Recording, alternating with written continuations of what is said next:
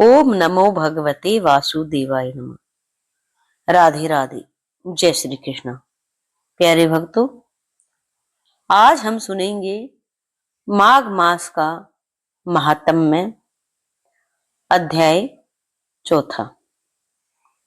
जो भी भक्त माघ स्नान कर रहा है वो हर दिन माघ मास के महात्म्य और अध्याय अवश्य सुने और हमारे साथ लगातार आप सुनते रहिए और कमेंट में जय श्री राधे या जय श्री कृष्णा जरूर लिखें। आइए सुनते हैं अध्याय 4। श्री वशिष्ठ जी कहने लगे कि हे राजन, अब मैं माघ के उस महात्म्य को कहता हूं जो कार्तवीर्य के पूछने पर दत्तात्रेय ने कहा था।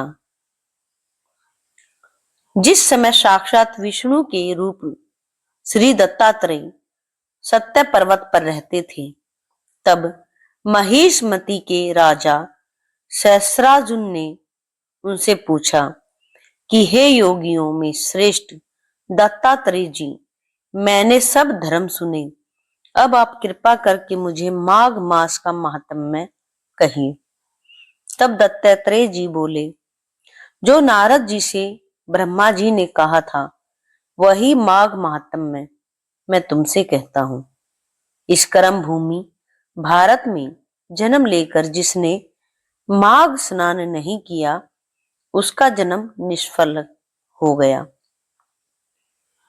भगवान की प्रसन्नता, पापों के नाश और स्वर्ग की प्राप्ति के लिए माघ स्नान अवश्य करना चाहिए। यदि वह पुष्ट व शुद्ध शरीर माघ स्नान के बिना ही रह जाए तो उसकी रक्षा करने से क्या लाभ। जल में बुलबुले के समान, मक्खी जैसे तुच्छ जंतु के समान यह शरीर माघ स्नान के बिना मरण समान है। विष्णु भगवान की पूजा न करने वाला ब्राह्मण, बिना दक्षिणा के श्राद्ध, ब्राह्मण रहित क्षेत्र, आचार रहित कुल, ये सब नाश के बराबर हैं। गर्व से धर्म का, क्रोध से तप का, गुरुजनों की सेवा न करने से स्त्री तथा ब्रह्मचारी, बिना जली अग्नि से हवन और बिना साक्षी के मुक्ति का नाश हो जाता है। जीविका के लिए कहने वाली कथा, अपने ही लिए बनाए हुए भोजन की क्रिया, शूद्र से भिक्षा लेकर किया हुआ यज्ञ तथा कंजूस का धन, यह सब नाश के कारण है। बिना अभ्यास और आलस्य वाली विद्या, असत्य वाणी, विरोध करने वाला राजा, जीविका के लिए तीर्थ यात्रा, जीविका के लिए व्रत, संदेह युक्त मंत्र का जप, व्यग्रचित होकर जप करना, वेद न जानने वाले को दान देना, संसार में नास्तिक मत ग्रहण करना, श्रद्धा बिना धार्मिक क्रिया, यह सब व्यर्थ है। और जिस तरह दरिद्र का जीना व्यर्थ है, उसी तरह माघ स्नान के बिना मनुष्य का जीना व्यर्थ है। ब्रह्मघाती, सोना चुराने वाला, मदिरा पीने वाला, गुरु पत्नीगामी और इन चारों की संगति करने वाला माघ स्नान से पवित्र हो जाता है। जल कहता है कि सूर्योदय से पहले जो मुझसे स्नान करता है, मैं उसके बड़े से बड़े पापों को नष्ट करता हूं। महापातक भी स्नान करने से भस्म हो जाते हैं। माघ मास के स्नान का जब समय आ जाता है तो सब पाप अपने नाश की भय से कांप जाते हैं। जैसे मेघों से मुक्त होकर चंद्रमा प्रकाश करता है, वैसे ही श्रेष्ठ मनुष्य माघ मास में स्नान करके प्रकाशमान होते हैं। काया, वाचा, मनसा से किए हुए छोटे या बड़े, नए या पुराने सभी पाप नष्ट हो जाते हैं। सभी पाप स्नान से नष्ट हो जाते हैं।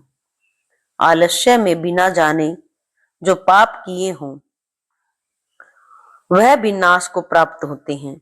जिस तरह जन्म जन्मांतर के अभ्यास से आध्यात्मिक ज्ञान की प्राप्ति होती है, उसी तरह जन्मांतर अभ्यास से माघ स्नान में मनुष्य की रुचि होती है। यह अपवित्रों को पवित्र करने वाला बड़ा तप और संसार रूपी कीचड़ को धोने की पवित्र वस्तु है। हे राजन, जो मनवांछित फल देने वाला माघ स्नान नहीं करते, वह सूर्य चंद्र के समान भोगों को कैसे भोग सकते हैं। प्यारे भक्तों, आइए हम साथ ही सुन लेते हैं का माघ मास महात्म्य अध्याय 5। लगातार आप सुन रहे हैं हमारे साथ अध्याय, और 5वें अध्याय का भी आप हमारे साथ स्मरण करें। माघ मास का महात्म्य 5वां अध्याय। दत्तात्रेय जी कहते हैं कि हे राजन, एक प्राचीन इतिहास कहता हूं। भृगु वंश में ऋषिका नाम की एक ब्राह्मणी रहती थी, जो बाल्यकाल में ही विधवा हो गई। वह रेवा नदी के किनारे विंध्याचल पर्वत के नीचे तपस्या करने लगी।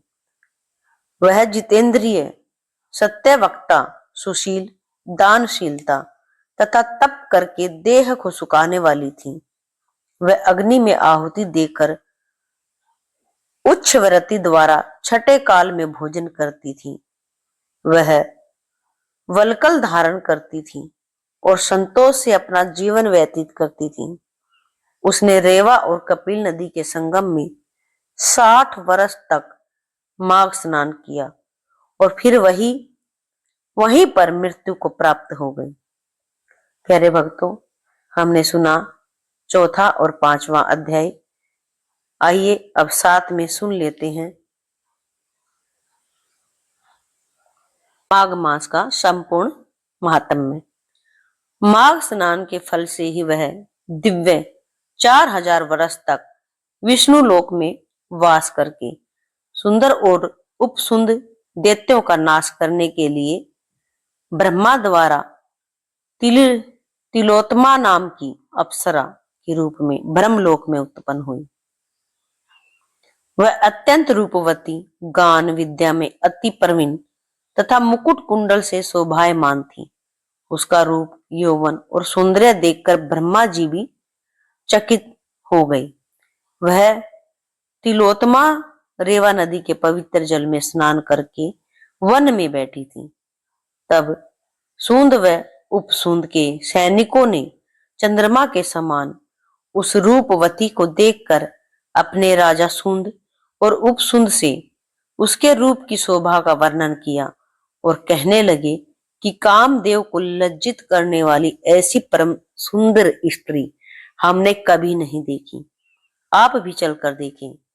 तब वह दोनों मदिरा के पात्र भरकर वहां पर आए जहां पर वह सुंदरी बैठी थी, और मदिरा के पान में विह्वल होकर काम क्रीड़ा से पीड़ित हुए, और दोनों ही आपस में उस स्त्री रत्न को प्राप्त करने के लिए विवादग्रस्त हुए और फिर आपस में युद्ध करते हुए वहीं समाप्त हो गए। उन दोनों को मरा हुआ देखकर उन सैनिकों ने बड़ा कोलाहल मचाया, और तब तिलोत्तमा काल रात्रि के समान उनको पर्वत से गिराती हुई 200 दिशाओं को प्रकाशमान करती हुई आकाश में चली गई और देव कार्य सिद्ध करके ब्रह्मा के सामने आई। तो ब्रह्मा जी ने प्रसन्नता से कहा कि हे चंद्रवती, मैंने तुमको सूर्य के रथ पर स्थान दिया। जब तक आकाश में सूर्य स्थित है, नाना प्रकार के भोगों को भोगो। सो हे राजन, वह ब्राह्मणी अब भी सूर्य के रथ पर माघ मास स्नान के उत्तम भोगों को भोग रही है। इसीलिए श्रद्धावान पुरुषों को उत्तम गति पाने के लिए यत्न के साथ माघ मास में विधि पूर्वक स्नान करना चाहिए। चौथा और 5वां अध्याय संपूर्ण। प्यारे भक्तों, कमेंट में जय श्री राधे, जय श्री कृष्णा जरूर लिखें और फिर आगे सुनते हैं हम छठा अध्याय। तब तक के लिए जय श्री राधे, जय श्री कृष्णा। लगातार सुनते रहें।